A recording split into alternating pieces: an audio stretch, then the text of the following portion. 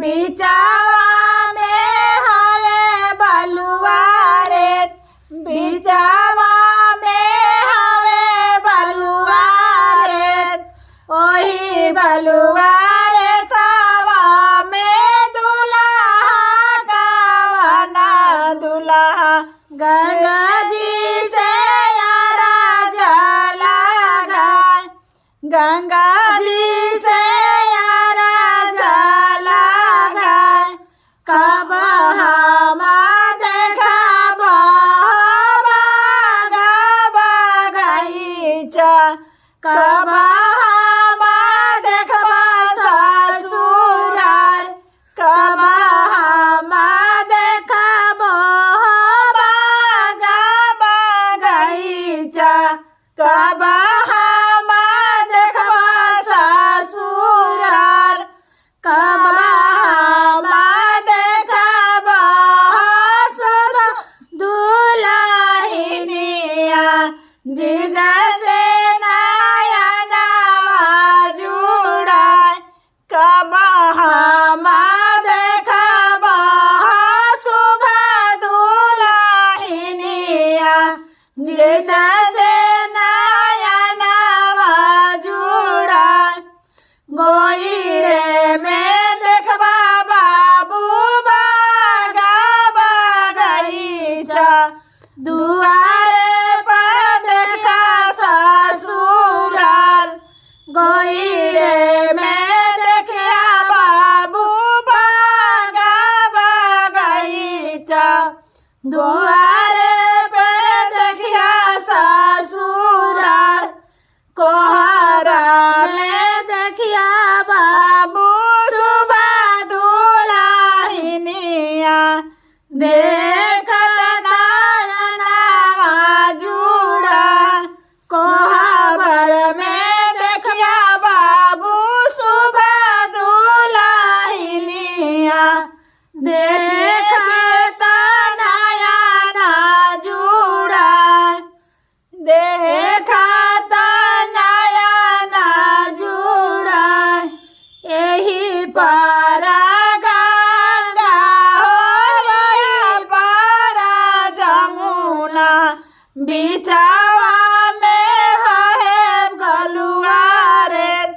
बिचावा में हवे बलुआ रे। गीत कैसी लगी आप लोग कमेंट में बताइएगा। फिर मिलते हैं नए वीडियो के साथ, तब तक के लिए बाय बाय। पतरे सीता हो पतरी कलाइया हो, लिपेली धारा माधुआर, पतरी सीता हो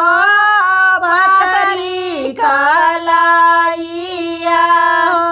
लिपेली धारा माधुआर,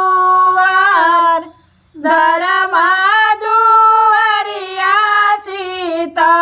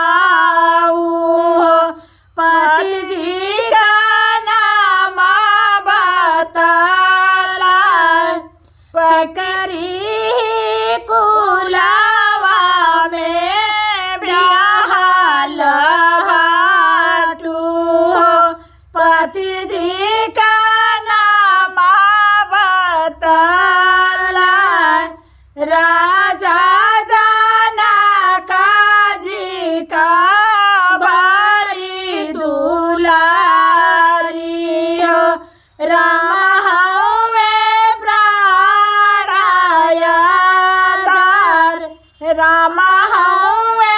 प्राणायाधार राजा दशरथ कुलवा ब्याहल पति जी का नाम श्री राम पति जी का